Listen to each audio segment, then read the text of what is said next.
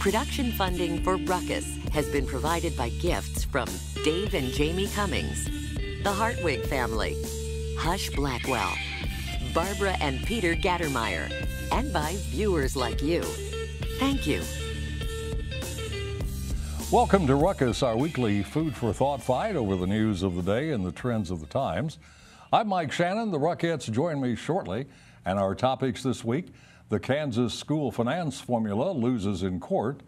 Will Johnson County lose Sprint? And trying not to lose at the ballot box in November.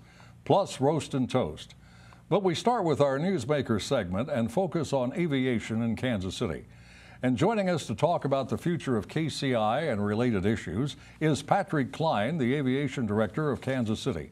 Klein has been a city staffer for about 2 decades, previously serving in a variety of positions, including assistant city manager.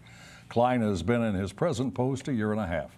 Mr. Klein, thanks for coming in and welcome to Ruckus. Thanks for having me. So what is the role of the aviation director? What do you do? The role of the aviation director, so we have 2 airports. We have our general aviation airport, which is the downtown airport, MKC as we call it, which has a lot of corporate jets. VML has offices down there. They're going to have over 900 employees in that general terminal. So you've got that airport, the general aviation airport, and then you've got KCI, which has 11,000 acres, and we have over almost 500 employees and a $180 million budget, depending on our capital improvements, a year that operate and run the airport and all the associated things that go along with it. Busing operations, police, utilities. It's our own little city up there. As everybody must know by now, voters on November the 7th are going to be asked to approve a 1-terminal airport to replace the current KCI structure. You played a role in this decision to put the question to voters. What were some of the major considerations that you looked at? Well, we went through a 2-year process with the airlines that really went in depth to look at it. And the airlines have told us, previously, operationally, it just doesn't work well for them. That doesn't give the customer experience that they'd like to give their customers and the experience that the customers come to expect in most airports. It works for Kansas City, but for some folks, it just doesn't give that experience. So we went through, and over a 2-year process, the airlines came in, and they came in looking to want to do a renovation because they thought that would be the way to go.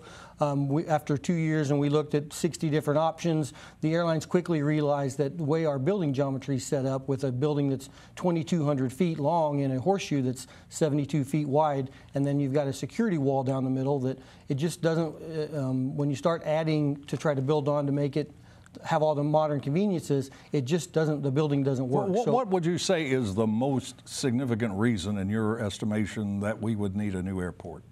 I would say there's 3. Right. Our hold room sizes. Right now, the airline industry's planes are getting bigger. Even Southwest, who flies the same 737s, they have more seats than they ever had. They just brought out their 800s and their Maxes. So they went from, overnight, we went from a plane coming in that has 143 seats to a plane that now has 175. So as the planes get bigger, that puts more constraints on our hold rooms. And we can't grow our hold rooms because you've got the apron on one side, you've got pre-security on the other, you've got a ticket counter on one side and baggage claim on the other. So we've pushed it as far as we can push it on the hold room. So you try to deliver all the concessions and the restrooms and everything that people expect, and there's just not enough room when you have 100 seats for 175 people that are getting onto a plane. In addition to that, that puts strains on the baggage claim systems, which don't have redundancies, meaning if a bag belt breaks, they're down for 4 hours and people are manually taking bags up and down on stairs or elevators. And then the roadway system out front gets congested during the day when several planes all hit at the same time, and you've got 6 lanes of traffic because all of the traffic's on the same 6 lanes. If there's one concern I've heard, and I'm sure that you've heard, is convenience.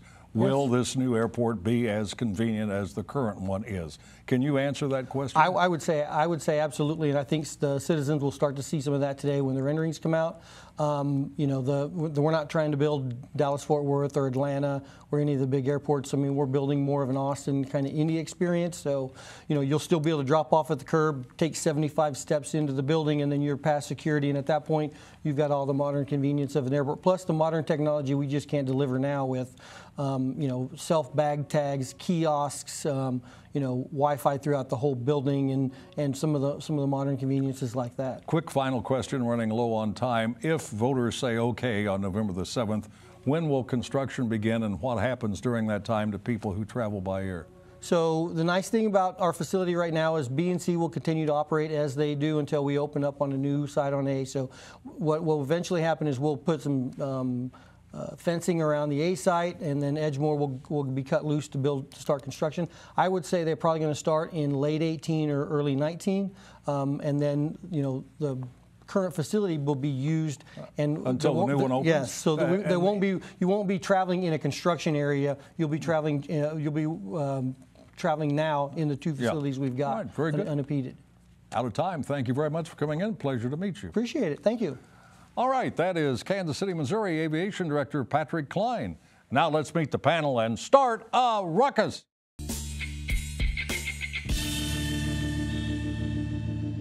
Lisa Johnston is a consultant and columnist. Steve Rose is a Johnson County civic leader and a columnist with the Kansas City Star. Mary O'Halloran is a media and communications consultant. And Woody Cozad heads the Cozad Company, a government relations firm. Welcome to all of you. All-star panel tonight. Well, let's begin by following up on my discussion with Mr. Klein.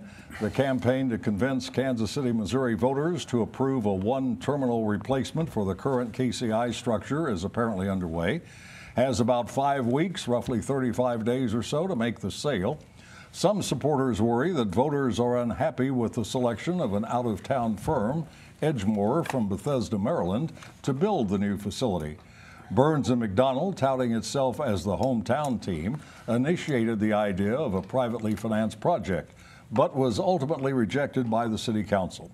Mayor Sly James, who is seen as the face of the campaign, says machinations surrounding who will build the terminal won't matter. So, Lisa, first, is he right about that, and is there enough time to mount a winning campaign?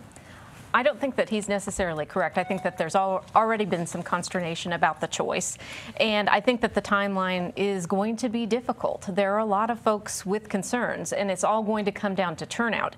If they can micro-target and turn out just the people who are excited about the concept, they might be able to get over the threshold. But the problem is there's still so many unanswered questions. People don't know yet what it's going to look like. I understand they're going to come forward with that soon, but it also needs to be sold on the basis of what it's really going to do for flyers. How is this going to increase people's convenience? Is it going to be faster? Are flights going to be shorter?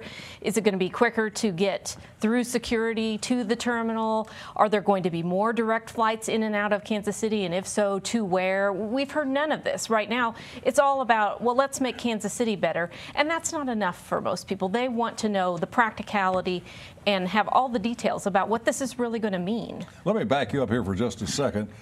Are you saying that voters do care about which company is selected to build the terminal? Some do and some don't. Okay. I think it depends on the particular voter. I think many people were excited about the possibility of Burns and Mac. But especially Burns and Mac. Oh, well, yes, of course, of course.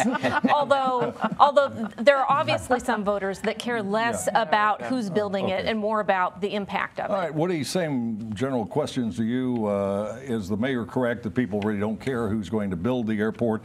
And do you think there's enough time to put together a winning campaign? Well, one, I agree with Lisa that there's a sliver of voters who do care. I don't know how big that sliver is. Secondly, though, I think the machinations is the right word, and I think what more people care about is the way we got to this point and the machinations that led us to this point that didn't look like anybody in City Hall knew what they were doing, and it's been very clumsy, and that doesn't inspire confidence. So you need some confidence to go vote to make a big change. Mary, can they do a winning campaign?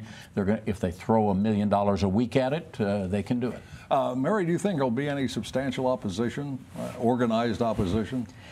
Well, it doesn't look like there. I mean, who knows what's the name of it? CFRG, Citizens for Responsible Government. They have got about $100,000, I've heard, to run a campaign. But the other side has $500,000 or more by now. No, I think when you have such a lopsided situation where you have this small organization is the only thing that I've seen so far of organized opposition. But, you know, this is a very, very important item. And it's $1 billion, and it's the airport. And so I don't think people are going to need to have somebody, you know, spending a lot of money telling them what they would like about this. Woody's right. It's been the process.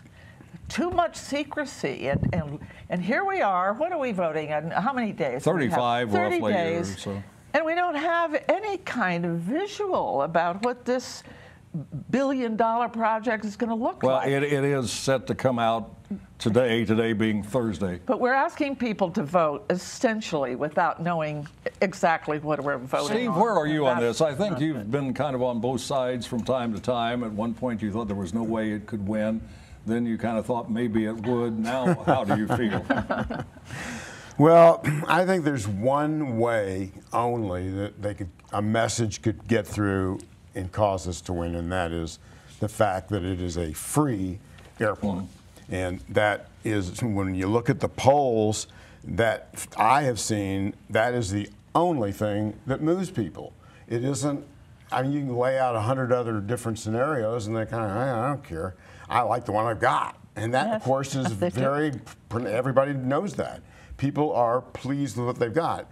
But if they can, with 35 days and an unlimited amount of money eventually, I mean, they will get, you know, 10 million. Who knows how much? I think they've got to drive home the fact that you, the taxpayer, are getting a free airport and you have no risk. But it's only free in the sense that it's privately financed, but flyers will pay. And most people understand that. But taxpayers won't pay. Their taxes aren't going to go up as a result of this. Right. Very quickly, Steve, you've written before about the idea that if this fails in Missouri, Kansas, Johnson County might try to get an international airport. Is that valid? Well, I asked about 3 weeks ago, I asked the gubernatorial candidate and soon-to-be governor, Jeff Collier in Kansas, since it was his idea, really, whether or not, if this failed, if that looked like a scenario that might happen. And he said, I think I'd rather not say anything right now during the campaign. Well, he's not saying anything about anything. But he would. No, that's true. That's true. Little weak on specificity. Yes, but he made it. You know, he's made a case. So it's not an outrageous remote idea? Oh. Well, it's a long stretch. All right. Better idea. Speaking of remote outrageous ideas, this can't be a surprise to anyone. The Kansas Supreme Court has decided the school finance formula developed by the state legislature is unconstitutional. The decision sends the issue back to the lawmakers. The court did not specify how much more funding is needed to meet its demands, but gives lawmakers until next spring to make changes. Attorneys for the plaintiff school districts have said the lowest acceptable amount would be $893 million over 2 years. That's the lowest. Among the 4 plaintiffs is the Kansas City, Kansas School District. So, Mary, how does this get resolved? Will it be another tax increase for the citizens of Kansas? Well, this is first of all is a victory for parents and children and the citizens of Kansas in beginning another step to revoking the Brownback approach to governing the state, and particularly the most important job, educating our kids. But if I could, Mike, there is a sentence in this court decision that is so powerful that I think people really would be pleased to understand what the mind of the court is. And they say, we will not allow ourselves to be placed in the position of being complicit, there we go, that's my favorite word, complicit actors in the continuing deprivation of a constitutionally adequate education. We will not allow ourselves to be complicit. Consequently, they put a date certain. There's a date certain, June 30th, 2018. The legislature has until that date to come up with an adequate and equitable educational program, financing the structure. Now, it also said the formula is a great formula. Nothing wrong with the formula here. You just need to fund it. And secondly, you must take out of your legislative program anything that does not fairly treat every district fairly. For example, KCK's had to strike $55 million from their program since the Brownback program took on. That's $400 less per student than they had. But let me get some other. Yeah, but to answer your question, was are taxes going to go up? Yes. I think the unequivocal answer is absolutely yes. There are some leaders in the legislature saying absolutely not. There will not be a tax increase. Absolutely, we will not pay any attention to what the court has to say. You know, interestingly, the people who have argued, some legislators have argued that the court overreaches when they allocate or appropriate funds by court order to the schools. So I think the justices said, okay, we won't appropriate. We'll just tell them it's unconstitutional. Let them go appropriate. So I think that's why we have a blank slate. Well, Lisa, if they didn't want to be complicit, as Mary read, why didn't they say, get it done now, have a special session if necessary, and move on school finance?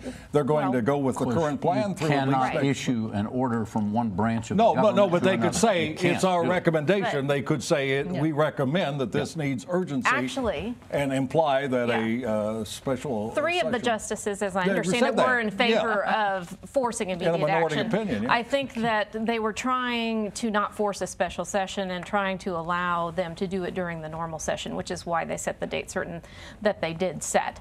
But this is going to be difficult. The legislature has pretty much raided all the coffers. The only thing that's left is the tobacco settlement money, which would be very unpopular to touch. So unless those who pronounce that they should be doing things through cuts but then didn't offer any come up with these miraculous cuts, they're going to have to do this through a tax increase. Well, the Woody, it kind of gives both sides, Democrats and Republicans, something to talk about at the elections next year. Well, and that's what I want to talk about. Picking on the disabled isn't nice, so I'll leave the Supreme Court alone.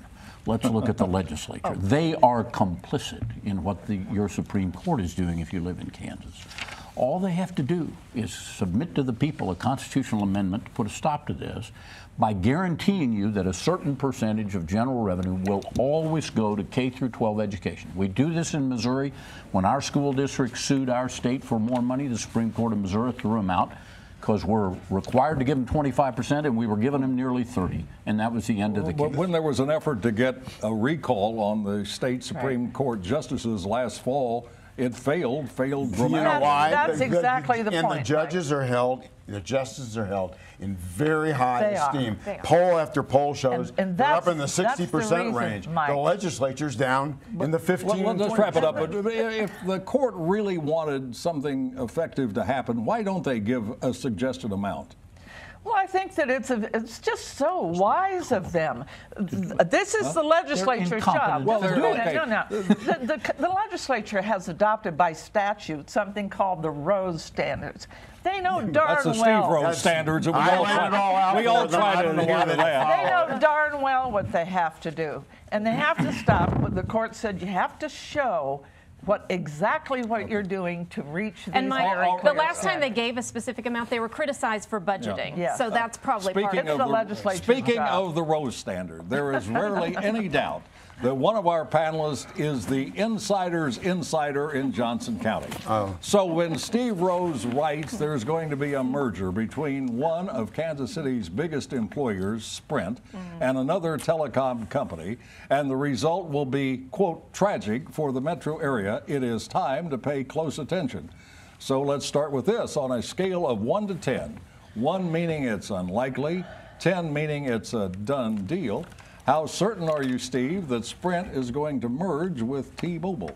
I give it about a 9. You know, Sprint, when the owners of Sprint bought Sprint with the idea that they wanted to merge with T-Mobile, that was the premise that they went into the deal with. The Justice Department said, no, you can't do it. Well, guess what? We have a different Justice Department now than we had then. There's no legal block for them to proceed. And the synergies of a merger like that are incredible. I mean, to the disadvantage of Kansas City, they could replace almost, and without adding everybody that's in the headquarters company, because they've already got a headquarters. And it's fully staffed with people who probably could handle most of the additional customers from Sprint that come over to T-Mobile. It's such an obvious deal, and it's such a, for both companies, such a good resolution. Particularly Sprint wants to get the heck out. We know that. Well, why? Why does it want to get out? Well, because they fight and fight and fight to make money. They finally made a little bit of money last quarter for the first time in years, and they're fighting all the time to hold on to their customers. So there's only room for 3 or maybe 4 big telecom companies? Who says? I think, well, the fourth, let's put it this way, the fourth is struggling, and they've been struggling, and it's not. Well, there are far more than 4 now, aren't there? I mean, well, yeah, in existence. But right, but don't forget, the owner of Sprint owns 80% of the company, and he is the player. Yeah. He'll make the decision. Steve says this will be devastating to Johnson County. Mary, is there anything that county officials can do to kind of heal run a streetcar down Metcalf and turn left on College. And seriously, Steve, the Justice Department's role in all of this is very important. There is a good reason why the government of this country wants to supervise, in a way, the mergers and acquisitions of major corporations that control substantial amounts of our freedom in terms of our ability to communicate with each other. It's a public necessity that we have some competition. Are we going to return to the day when we had, remember when we had one telephone company, AT&T? We ought not to do that. We ought to have. That was the government's idea. Well, the government's idea to break it up. And then the government decided to break it up. And it was a good decision on the part of President Carter. Well, Woody, there are always regulatory issues that come up whenever you talk about Federal judge did that. A major merger such as this would be. Well, look, this is creative destruction. And forgive a personal note. I worked for 20 years at a law firm called Morrison Hecker. When I got there in 1983, there were a couple of the senior lawyers who had early in their career traveled around the Midwest with a young executive named Paul Henson for a company called United Telephone.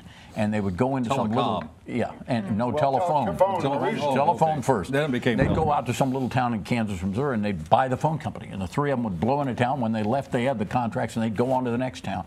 That's how they started building it. Morrison Hecker no longer exists. It was a Kansas City institution. And before long, I'm afraid, Steve's telling me, Sprint, which was once United Telephone, is no longer going to exist. This is creative destruction, and it sounds great as an economic theory, but if you're in the way of the train when the creative destruction comes through, it's pretty horrible. And to paraphrase General Patton, God, how I hate the 21st century. So what happens to consumers if this merger occurs? I think it's not only bad for the KC Metro in terms of jobs, but it's bad for consumers because then there are fewer options, fewer companies, less competition, worse pricing. That's the bottom line. And so I think it's going to be bad all around. Do you agree with that, Steve? Well, I think it is what it's going to be. I mean, we can talk about. Can I quote you on that? Yeah, I mean, look, Mike. It's going to be what it's going to be. Well, we can talk about the fact that yes, prices may go up, and all these things. But the question is, can they get it done? And the answer, I believe, is yes. And by, I think you said, what, the end of October? I said that there would be an announcement probably by the end of October. That's what I've been reading. I don't have any first-hand knowledge. And there are some news stories, if you do a Google search, that say it's not going to occur. Well, that's right. That's right. Okay. And now we're going to head to the soapbox for Roast and Toast, where the Ruckheads have 30 seconds each to agitate or celebrate people and events in the news, and we start with Woody. I'd like to offer a toast. After what happened in Las Vegas, I understand that everybody in Las Vegas shows up to try and help out. But what I want to toast is people here in Kansas City and other cities like it around the country where people lined up to give blood. And that shows a depth of caring for people a long ways away from you in a disaster you're not involved in that is admirable. A toast to the good folks of Kansas City who did that. Lisa. a roast to Secretary Mnuchin and Advisor Cohn, who have spoken out of both sides of their mouth, saying that middle-class tax relief is a priority, but then hedging by saying it's not necessarily guaranteed for all. The new 12% tax bracket would need to apply to incomes up to $45,000 for married individuals and $25,000 for single folks to ensure that no one is worse off under the new plan. If middle-class tax relief is truly a priority, then they need to deliver on it. Mary. Well, I want to roast everyone in the Trump administration who has been promoting the idea that since the tragedy in Las Vegas, this is not the time for us to talk about sensible gun control in our country. I don't think that most Americans feel that way. I know Thomas Friedman, my favorite columnist in the New York Times, said, "Don't waste your time. Republicans will do nothing. So just wait until 2018 and then you can make a difference." I disagree with that. This is not the time for silence. Our hearts are restless until they rest in justice, and now is the time. Steve. So I never thought that I would toast the liberal attorneys in the ACLU, but I think their efforts to increase the vote in America, they're starting in Kansas, and it's going to be a nationwide effort, is something that is very admirable. I detest the efforts in so many states, including Kansas is probably number one, in restricting and making it more difficult for people to cast a ballot. And finally, here is a roast to Yale. No, the university, not Abu Haka. Yale has instituted a new gender-neutral policy where, for example, a freshman is no longer a freshman. He or she is a first year. The school's dean says we're not trying to be the language police. I won't say that's a lie. Rather, I would suggest it's a nuanced distortion of fact. And that is Ruckus for this week. We are back next Thursday at 7. And now for the Ruckettes and the crew, I'm Mike Shannon saying thanks very much for watching and good night.